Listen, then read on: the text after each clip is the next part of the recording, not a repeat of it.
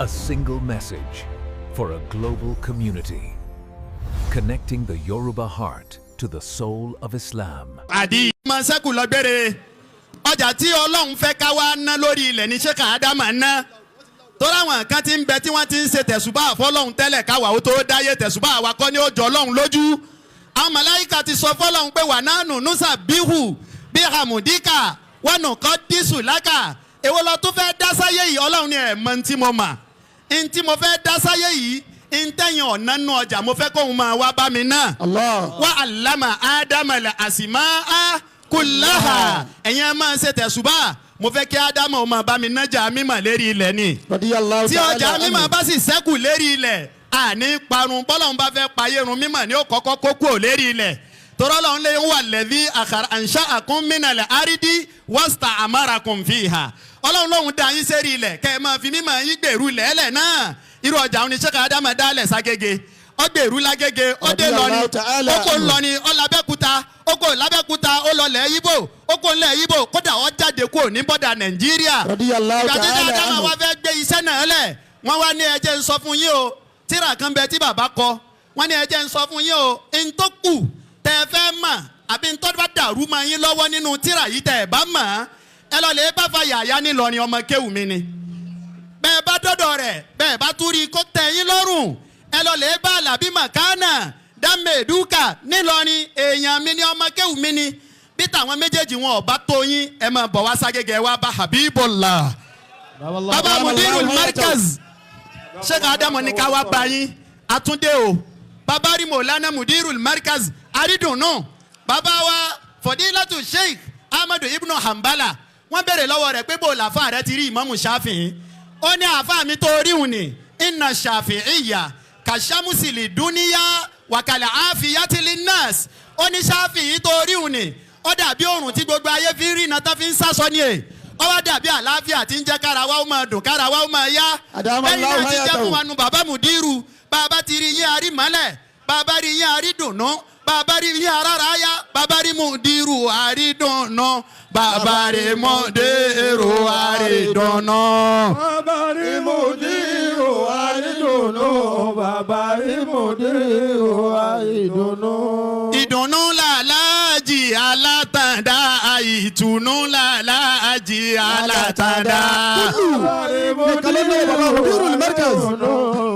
ẹ ṣàpótí ilẹ̀ ẹ ṣàpótí ilẹ̀. bàbá ọba tó ṣe yín láàrí dùnú dàkún máa ṣe yín láàrí kò ṣe. bàbá rí Mudiru aláàdàlù ti sílẹ̀ fúnlẹ̀ wọ́n dẹ̀ máa fi sínú àpótí.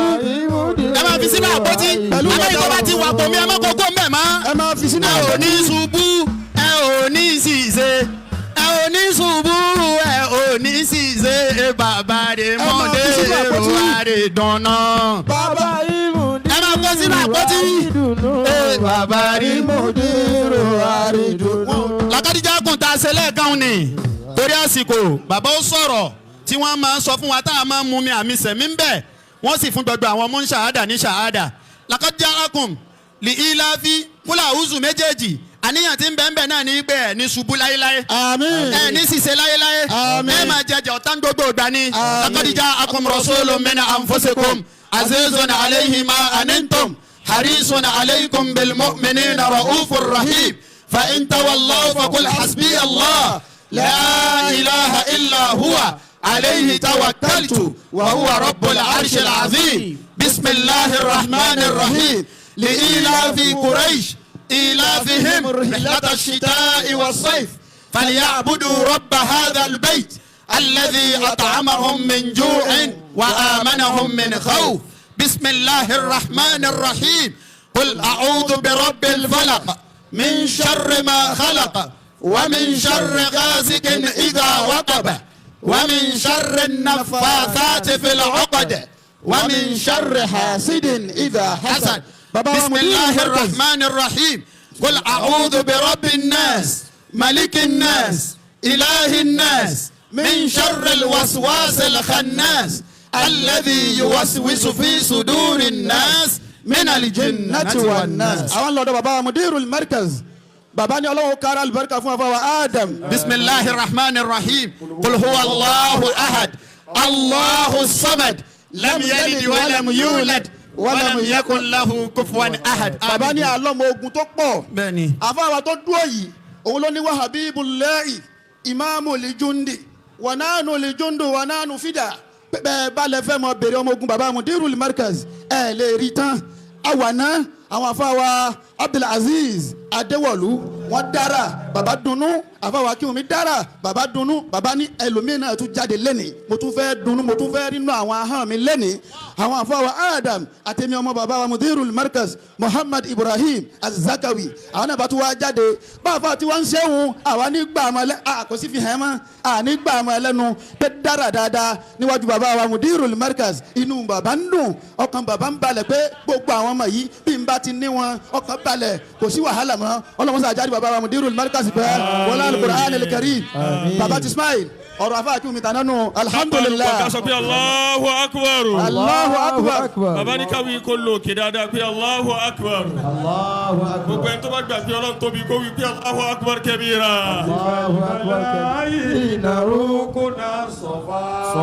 olórí oko yáyá. afa kálukú. ẹni tí Ọlọ́run fi parí iṣẹ́ àwọn ẹni rẹ̀ ojúlówó ọmọdé yẹn fi irú rẹ̀ bẹ́ẹ̀ lọ́hùn. ọ̀rọ̀ yìí ni kálukú fẹ́ gbọ́ ìmọ̀nà yìí náà ni mọ̀nà ọ̀rọ̀ yìí náà lọ̀rọ̀ kéwù yìí náà ni kéwù ẹ̀sìn yìí náà lẹ̀sìn àgbọ́yé yìí náà làgbọ́yé ọ̀rọ̀ tí àwọn èèyàn fẹ́ gbọ́ o àwọn gbogbo èèyàn tí wọ́n jòkó jọ yìí ẹ̀yin náà ni wọ́n wá pàdé ẹ̀yin náà ni wọ́n wá jòkó tì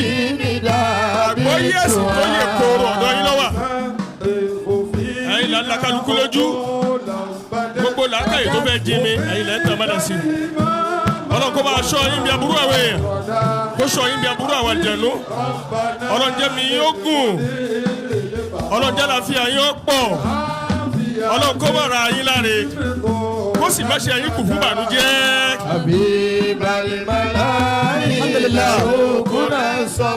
òkú lérò máa jẹ́ alẹ́ kan ẹni tá ń pè lẹ́yìn tí ń sìn bàbá lọ́wọ́ ẹ̀sìn àwọn olùsílọ́hún Sheikh Adam bá jẹ́ mùtàdá ẹ̀yìn tẹ́ àbárí iṣẹ́ wọn. àgbọ́yé ẹ̀sìn ọ̀dọ́ yìí láti máa rí pẹ̀lú fọkànbalẹ̀ pẹ̀lú fàyàbalẹ̀ ní gbogbo àsìkò ìṣẹ̀mí gbẹdẹmukẹ́ ọlọ́wọ́ ọ̀dọ̀ rẹ ló wà bá àyàndá rẹ̀ fọlọ́tàdá tí wọ́n lànà ṣe ń ṣe lánàá tí wọ́n ní í ṣe lónìí jẹ́ káràn ṣe ọmọ jẹ́ tiwọn láyéláyé bó tilẹ̀ wù kọ́ta wọ́n pọ̀ tó Mudeeru ní kò gbélékè gbogbo wa àtàwọn tó bá pẹ̀lú Mudeeru olólùfẹ́ Ọlọ́run olólùfẹ́ àwọn ẹni Ọlọ́run olólùfẹ́ àwọn ẹni rẹ̀ bàbá Mudeeru fún Markaz táwọn ń bẹ̀ yìí. jọ̀wọ́ ṣe àkíyèsí láti subscribe fi like sílẹ̀ àti tẹ àròsọ bell fún àwọn ìmọ̀ràn tọlọ́fìn. Assalamu alaikum wa rahmatullahi.